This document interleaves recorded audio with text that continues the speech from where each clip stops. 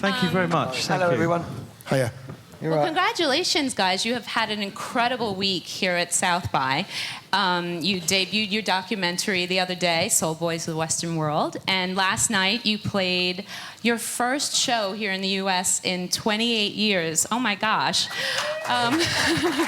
Yeah, I mean, it was phenomenal. We've been used to doing, arenas over the last few years, but we felt like we'd packed all of that energy into that small stage. It was amazing. It was really quite bonding for us and bonding with you as well. Great energy coming off the audience. I mean, to be honest, we didn't really know what to expect after 28 years of going back to America, what kind of reception we were going to get and how enthusiastic the people of Austin would be. And we were pretty bowled over. And, after we came off stage, we were all pretty ecstatic. We were very, very happy boys. So thank you very much for last night. It was great. Thank you.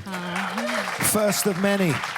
Of course, while you were on stage performing, we had that tragedy, the accident that happened, and I know that you wanted to say something about that. Well, we were on stage. We didn't realise what was happening. Just so tragic at such a fantastic event. I mean, we've been here for a few days now, and and the welcome that we've had has been absolutely superb. And when something like that happens, that's obviously such a tragedy, we feel that as well. And to all the family and friends of the people that have been affected, we just want to say how sorry we are for what happened as well. It's terrible, terrible. Well, when you performed last night at the Vulcan, and as Gary said, you're used to performing in arenas and sold out in Europe 4 or 5 years ago now, but playing in the Vulcan, did it remind you of your earlier days at the Blitz Club, playing in a small place? It was lovely last night. And you know what it felt to us was, all those years of playing in arenas, it was like you take that experience and you just squash it down into this small thing. And I think we used all of that last night. And I have to say, last night was probably one of my favourite gigs ever. Oh. I'd agree. I think when you're that close to the audience, you can, you can smell the audience and touch the audience, and it was a nice smell. Kind of nice. They smelled nice though. They were lovely. Gorgeous. I thought that was you. Perfume. That's my aftershave. Well, during the documentary, which George, your director, did an incredible job, I love it. It's such a great tribute to the legacy of the band and the journey that you guys have taken together. So I wanted to ask you, Soul Boys of the Western World, what does that mean? Okay. Part of the documentary is really about the sort of youth culture and the tribal element of youth culture in the UK, especially in the 70s, which is, when we were growing up. So, there would have been kids into the glam rock scene in the early 70s and obviously punks. And one of the sort of real great working class tribes is the soul boy and the soul girl. It's a kind of extension of the mod, really. Just young working class kids who at that time loved dancing, loved dressing up, spending a lot of all their money on clothes. And I think we kind of come from that strain, really. And so it's a little play on obviously on the Sing play, Playboy of the Western World. But John Millington, I believe. Sing, yeah. That's exactly right. Yeah. So there we go. Well, that's a soul boy. Well, during the documentary, one of the most popular scenes is the whole Blitz Club scene. So I have to ask, as someone who is unfortunately too young to be there, what was it like? What was a night like at the Blitz? Go on, Steve. You know that. Yeah. I wish I could remember, to be honest. Yeah, they do say that if you remember it, you weren't there. But, it was incredible. I remember the first time walking into there was a club precursor to the Blitz called Billy's. That's where the whole scene kind of started, really. But very soon there were so many people interested that it outgrew the capacity. So it then moved to the Blitz.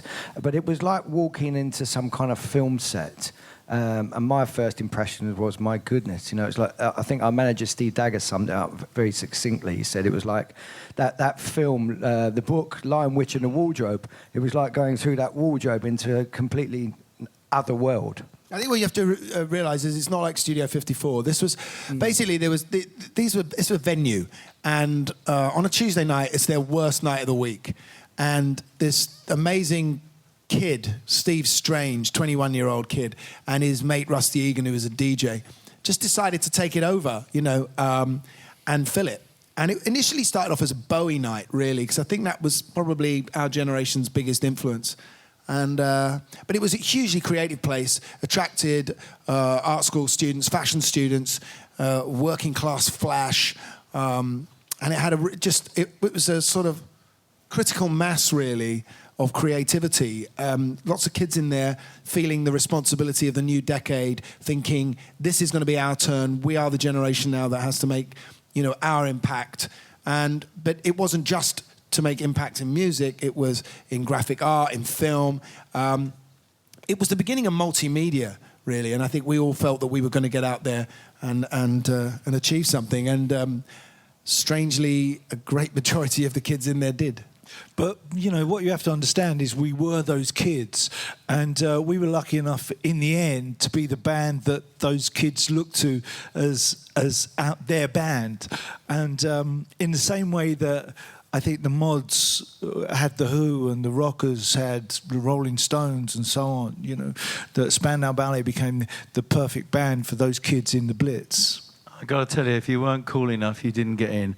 And Steve Strange actually turned away Mick Jagger one night. I really wanted to meet Mick Jagger, but anyway. But he just didn't look right. Well, you went about trying to get famous in the weirdest possible way. Here at South by Southwest, there are so many bands that want to get the attention of press and they want to get the attention of the record labels, but you did the exact opposite. Can you talk about your plan and how you created this mystique? Well, we didn't let any record companies into the gig, and we didn't give them any cassette, recordings of us. We didn't do any demos. I think there was a sense of, I suppose we already had a ready-made audience, which we were going to fill it out anyway. But we just had this idea of really creating a buzz that was a coup, in a way, would alienate the past, would wind up the old inky rock press, and it would be our generation's sort of revolution. It certainly worked. We really wound them up, didn't we? We wound them up. In fact, some of them are still wound up. They still hate us. And of course, in those days, there was no mobile phone. I think, now, if we'd played at the Blitz and there'd been mobile phones, someone would put it up on YouTube and it would have said, and someone would have written bollocks underneath, which is a very English term, and it would all have been over. But as it was, we were allowed to build the mystique. So you guys are credited with really ushering in the New Romantic era. You were New Romantic before New Romantic had a title.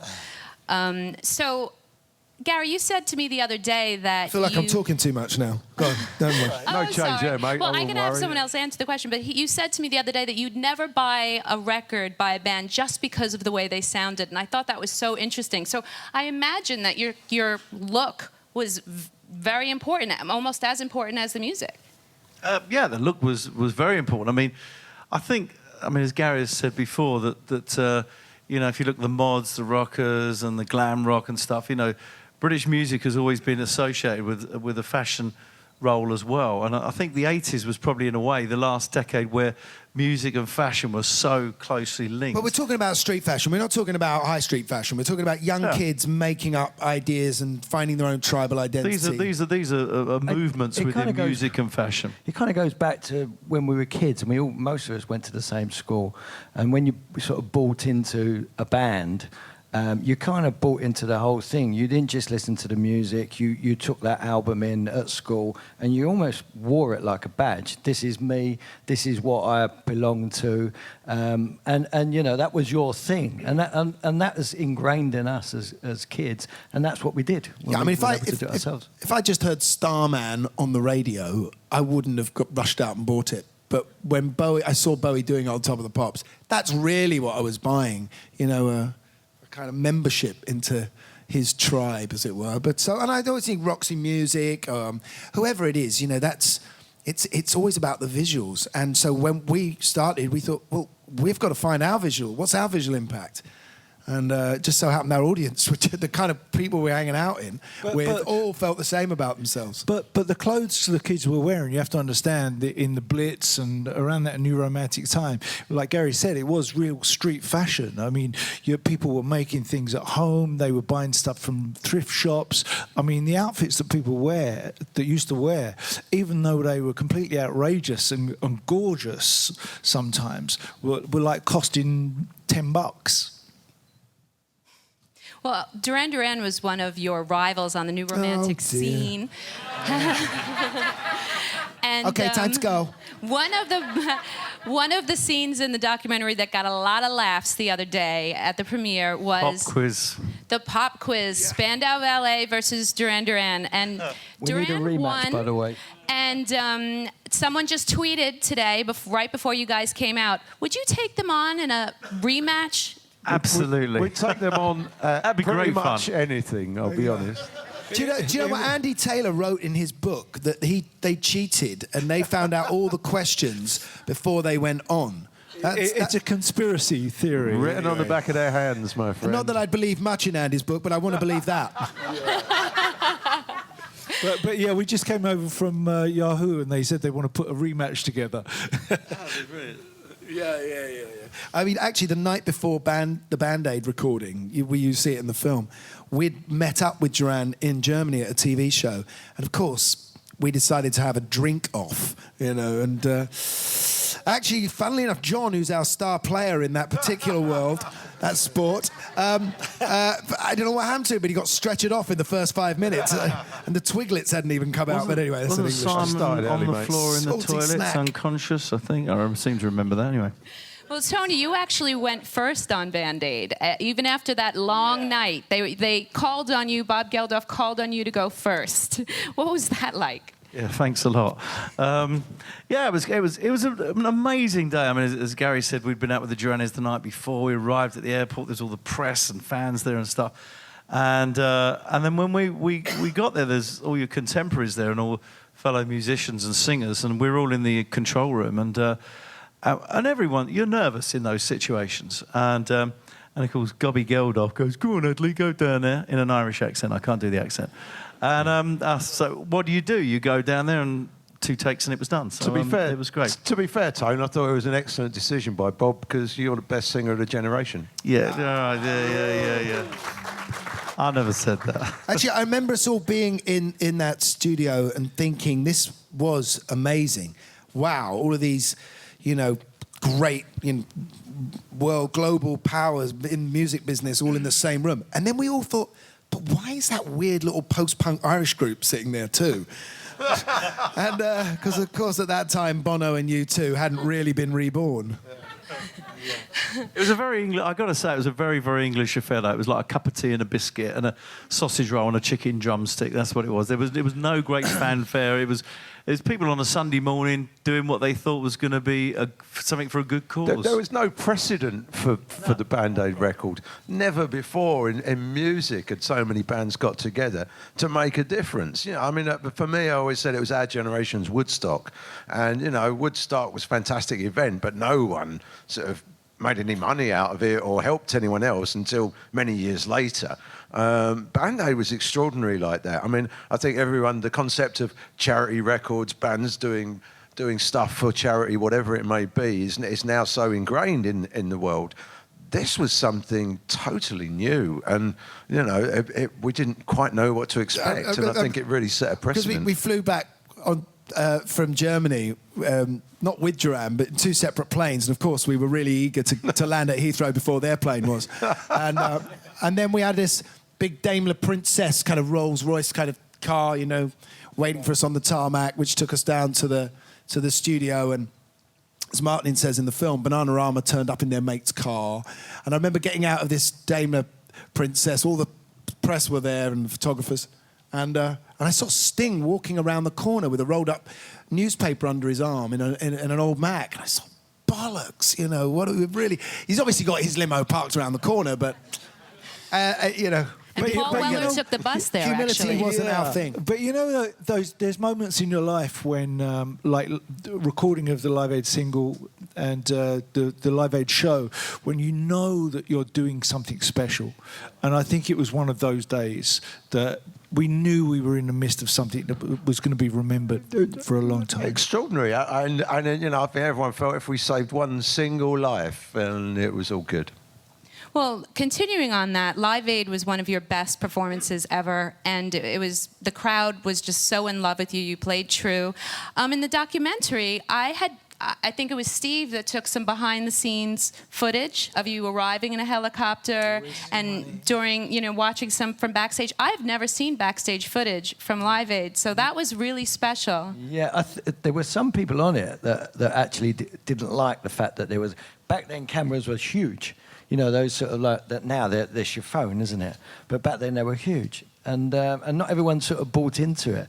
I think there was you have to respect people's privacy, but thank God that we did occasionally, because that footage wouldn't have existed. I it reminds me of Martin had the foresight actually of when we got back together 4 years ago, and we hadn't been in a rehearsal studio together.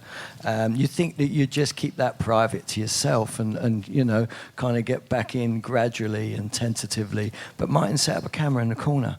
And that became a real sort of real golden moment of the film. Of you can actually see us sort of reconnecting again and gradually drawing into our little inner circle, which we lost like 20 years before. I think that's some of the magic stuff. I mean, there's stuff in the film that we hadn't seen for 35 years. No one had seen stuff we discovered.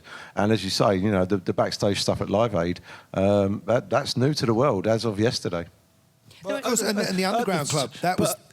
Sorry, Mark. No, I was just going to say, I remember clearly that backstage at Live Aid, cameras weren't allowed.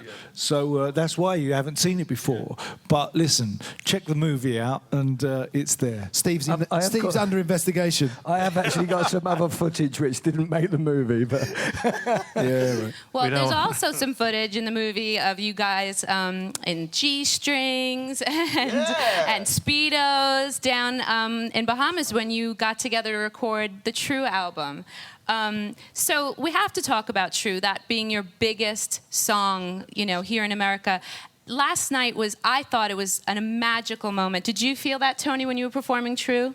Yeah, I mean, it's such a great song, and it's it was the one that broke us from being more of a cult band into an internationally acclaimed band. It was #1 in 21 countries around the world, #4 in America for 4 weeks. I mean, the only unfortunate thing for us about America was that it was the first taste of Spandau Ballet that you'd ever had.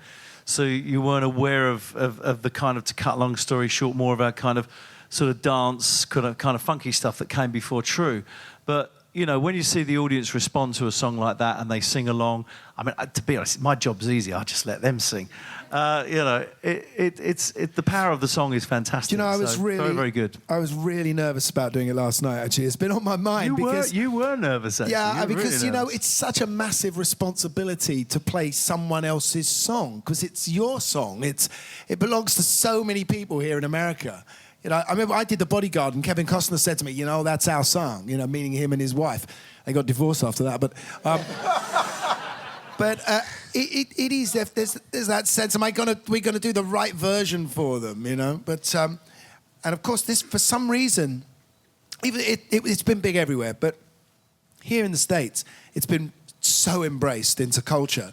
Everything from The Simpsons, Modern Family. A lot of black artists that have covered it and used it.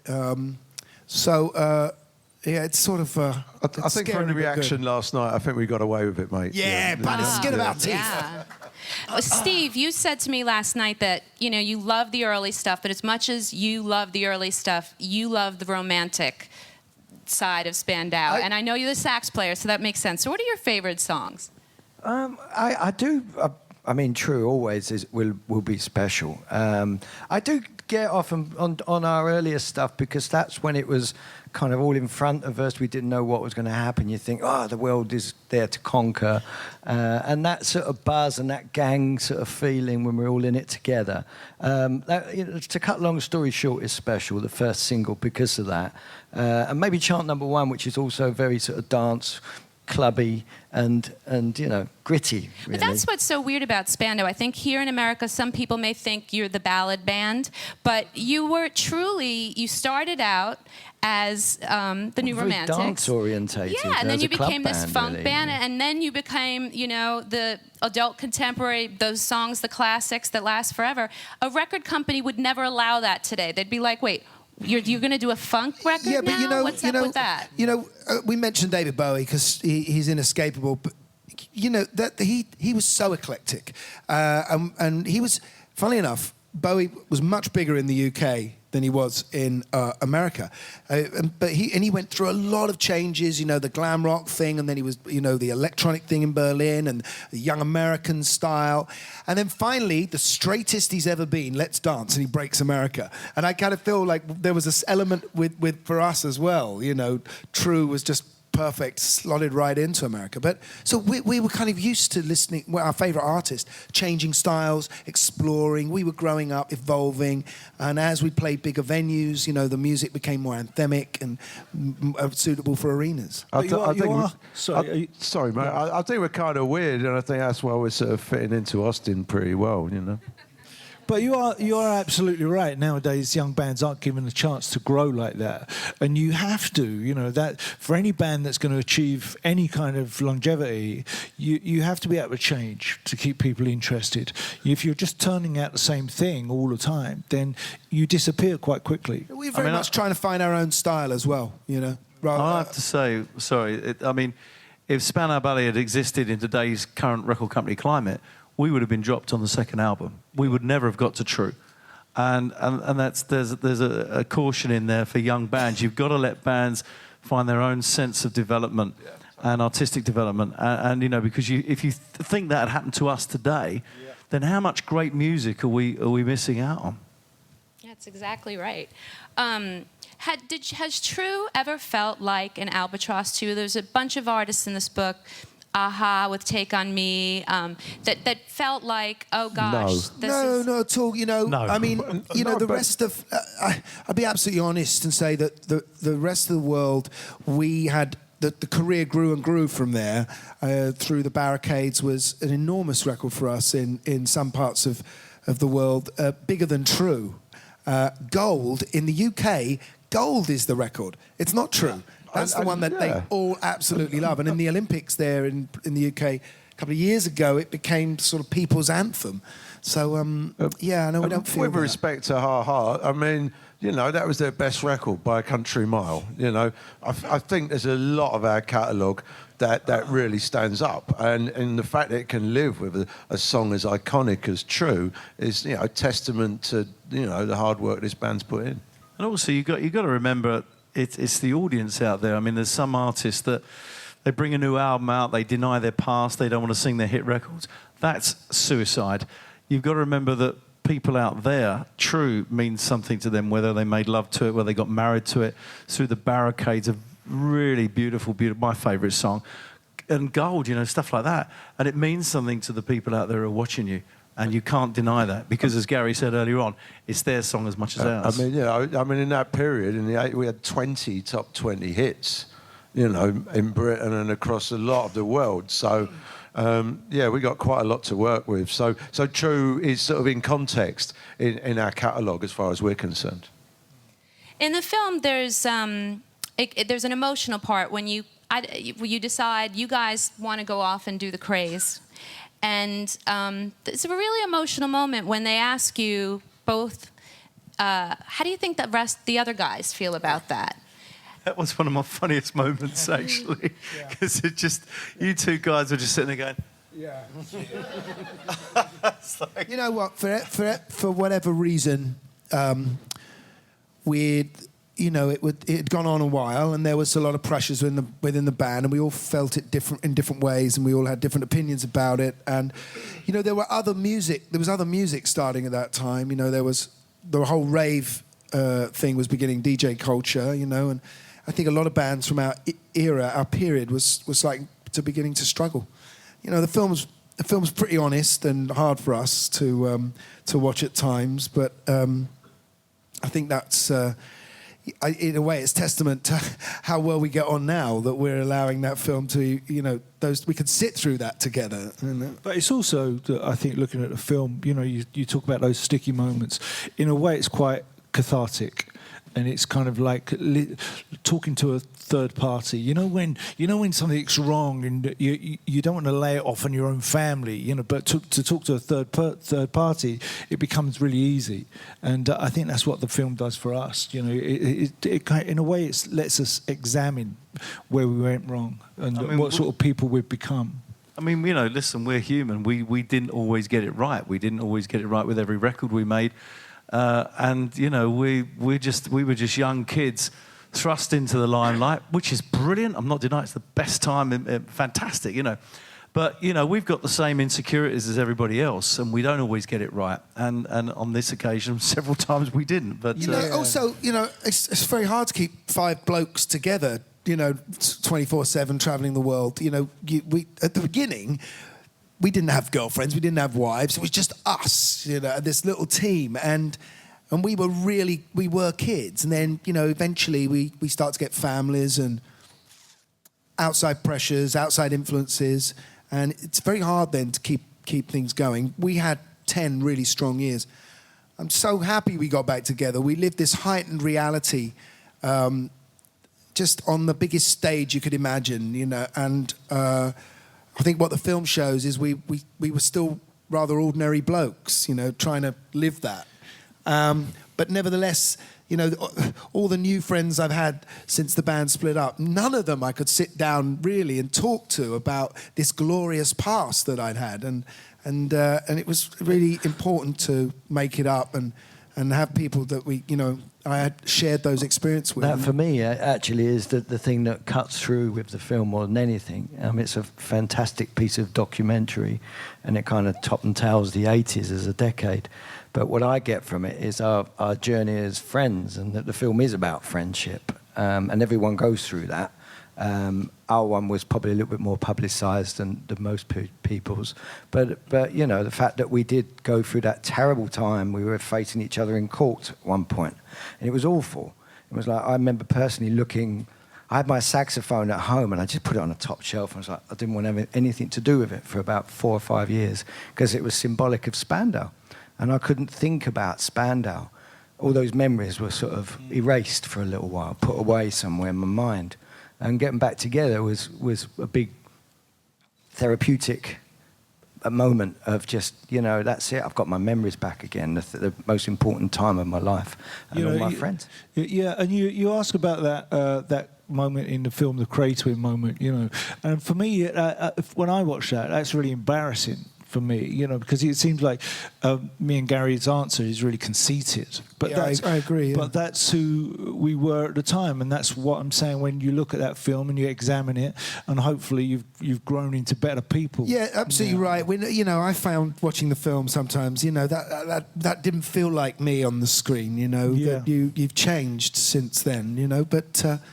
You know, we're never going to be those people again, but we have a continuity amongst us, a history, a joint history, and a sound. You know, we create a sound that no other people can make. You know, I can play my guitar with various other bands, and it kind of morphs into whatever sound that band makes. But this is unique, and that's the glue that really holds us together. Well, I was really surprised last night at how tight you guys were, how really great the live show was, because you haven't played live together in a while, right? 4 years. I mean, 3 or 4 years, yeah. You thought it was going to be rubbish, didn't you? But then, having said that, you know, we first started playing together, you know, at school in the late 70s. So, if we're not good by now, then it's never going to happen, is it? You know.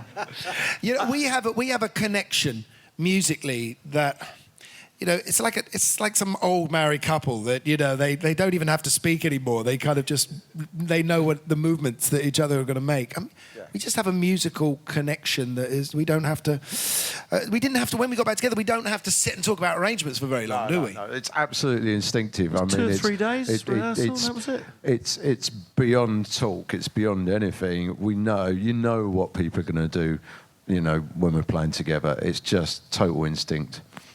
Well, what about the future? I mean, I have to ask you guys about acting. Martin, you had such a long run on EastEnders and beloved character. Not. Sorry. So I do that. So, I mean, and Gary, I mean, you had some really great roles there. Do you think about acting again? We're both doing a bit of acting when we get back in different things. But Oh, no, that's it. It's off then. The band split up again. Well, Spandau splitting again? The plan is, you know, I mean, what happened? We had 15 years apart. Making us nervous now, aren't you? We had 16 years apart. So everybody in that 16 years went off and did their own thing and found their own feet, you know. So we all created these different careers for that amount of time. So those careers still exist. But the band don't intend on playing until the end of this year. So the rest of this year is going to be taken up with a different... Well, not Martin quite, Kemp. because we are also planning on doing some new material. Yeah, exactly. That's what I was going to ask. You are such a prolific songwriter. You were during that period. Listen, Is there new music coming? There is new music coming. There was new music when we got back together again 4 years ago. I think we made a great record with Once More. We made some new material, which we were very, very proud of, and we definitely want to do more. You know, we're not stupid. We know we have to play those old songs. We love playing those old songs. You know, we owned an era. But at the same time, we want to creatively do some new stuff because we enjoy creative streaks. Yeah, but also, you know, I think no matter what we do in our lives, you know, we're all of us know that at the end of the day, the picture in the paper is going to say Martin Kemp, Spandau Ballet, or whoever, and we're proud of that. Yeah, and there is no other buzz in the world, and nothing I would rather do ever than play in this band. Well said, sir. What about the songwriting? A lot of bands, as you know, in latter day, Take That and Depeche Mode, to name two, they share the songwriting, and I know that was a burden on you for a while. Tony had a solo record. Might there be some collaborating in the songwriting Yeah, well, there department? was last time. You know, we collaborated last time. So, you know, that's something I've kind of got over. You know, as you can see in the film, I was like, you know, very precious about it. You know, some people are, you know, they like to write like this, you know. And, you know, I enjoyed writing with Steve on Once More, and Tony wrote some stuff. And, yeah, I mean, we're much more open now. We're just more grown up as a band and as people, and I think we're just a lot more open to things. And, you know, it'd be nice to get in a room and say, look, I got an idea. What do you think? It's good, bad, whatever, indifference. You know, that would be nice to just do it as a band. So we're all open to that anyway. We're a team. I mean, rock and roll's a team game, and we're a pretty formidable team. Oh, great. Well, I think, do we want to take some questions from the audience? No, guys? we're going. What time's the pub open? Of course. Of course. Okay, It's go always on. open in Austin. Yeah, I know. It's great, isn't it? It's really good. We're loving it. I here, by like the it. way. I It's said to my fantastic. son, I said, you got to come here with all your mates. You'll love it. You really will. So does anyone have any questions? You know, we since we came here, we've really sort of got America back in our plans. So, you know, we didn't play 4 years ago, and we kind of regret that. No, you now. said, are we going to play the UK? Yeah, I know. I'm getting to that. Oh, sorry. Right. So what we're going to do is probably, hopefully, kick off here and then just put together a world tour at some point as soon as possible. Yeah, absolutely. Yes, Yeah. UK, yeah. Don't be shy. Yeah, the sun Yes. shines. I'd love to come to Miami. Yeah. Nice. No, I mean,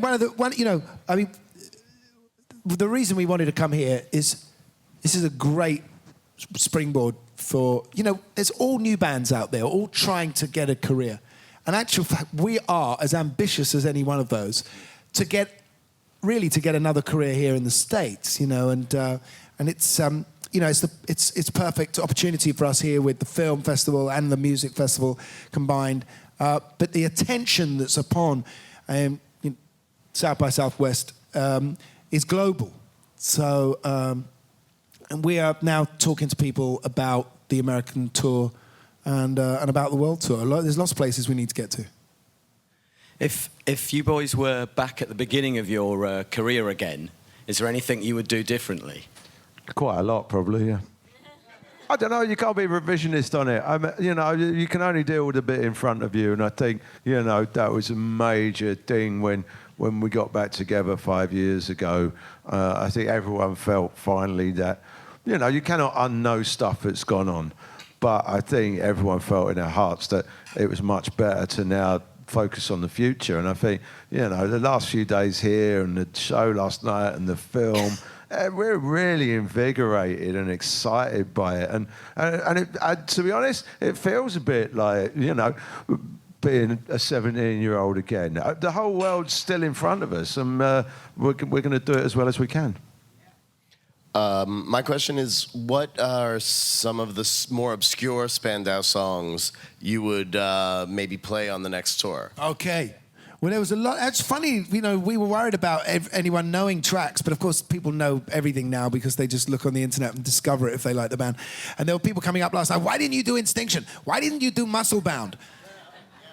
Muscle Bound, I think, might find its way into the next set. And also the great thing about having George Henkin directing it really objectively is she chose music for the film that we would never have thought of choosing. You know, a track called Confused from the first album, Age of Blows, Pharaoh from the second album, which sounded immense on the screen, you know, and really works. And so I think there was a kind of, wow, you know, maybe we've just been looking at it slightly with tunnel vision, and that there's lots of us out there. Someone else also said to me, well, you've got to do Coffee Club, you've got to do Coffee Club.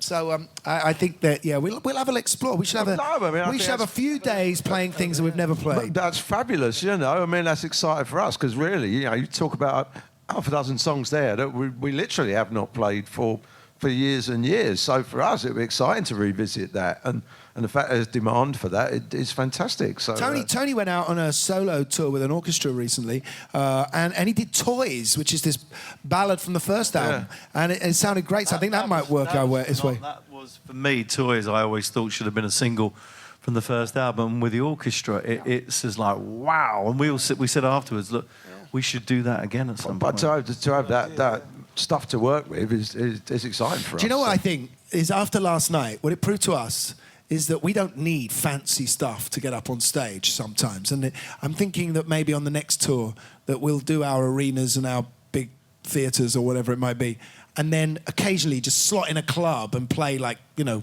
stuff we're not doing on the big show. No, absolutely. Get an old transit van and... Definitely. I love that thought. I'll tell you what was... I don't know if people know out there. I mean, there's the use of tapes and... tapes. Hard discs and stuff like that. Welcome to the 18th century, Tony. Yes, yeah, okay, thanks. yes. And I pedal the wheel to produce electricity. Yeah, okay, fine. Yeah, I mean, the fact is, what you heard last night... There was no trick. There was nothing on hard disk or anything. It was just 5 guys plugging in. Gary had 4 little pedals. That was it. So and that, you know, is totally honest. And I think we produced a great sound last night. I love that tightrope of live performance like that. You know, if you get it wrong. So what if the lead singer doesn't want to come in after 16 bars? He can double it to 32. You can see we're Spandau fans. You know that. We are Spandau fans, aren't we? That's the trouble. Sorry, yeah, go on, mate. Yeah, so in the film, it showed you guys were young when you were starting out. You were still living at home, even as things were starting to kind of take off. What was your attitude of your parents like? Were they supportive? Did they need a lot of convincing? Oh, no, they were as Fantastic. proud as anything. You know, we were working class kids that were chasing a dream, and the dream was coming real.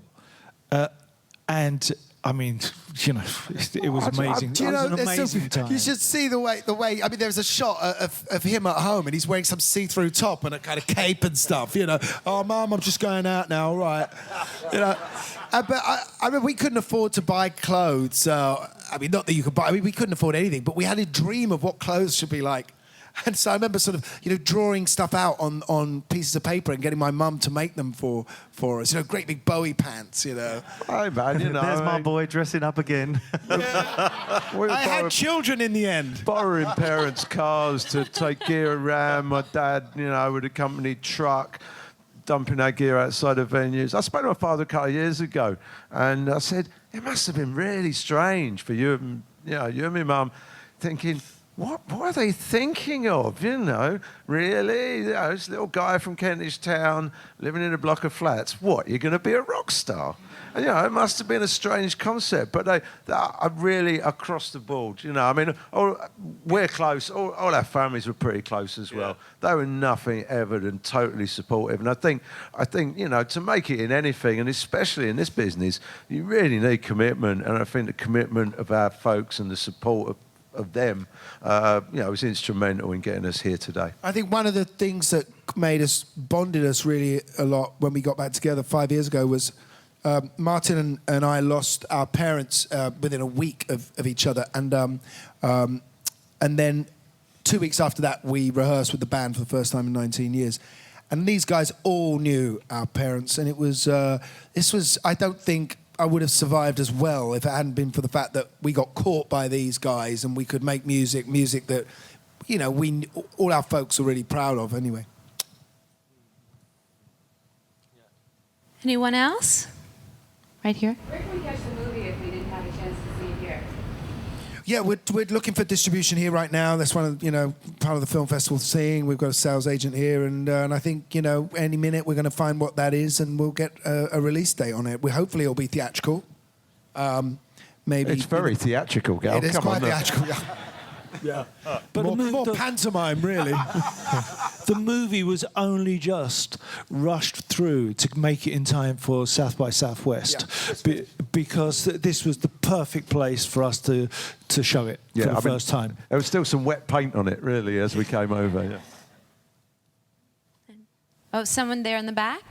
Talking about support, which football teams do you support? Tottenham Hotspurs all day long. Don't listen to the others. Arsenal. Well, the rest of us are all gooners. Yes. So we don't I'm a talk little about outnumbered, Tottenham. I have to say. Yeah, outnumbered and outgunned, quite literally, yeah. What about you? Well, I think that's about... we have one more question? All right.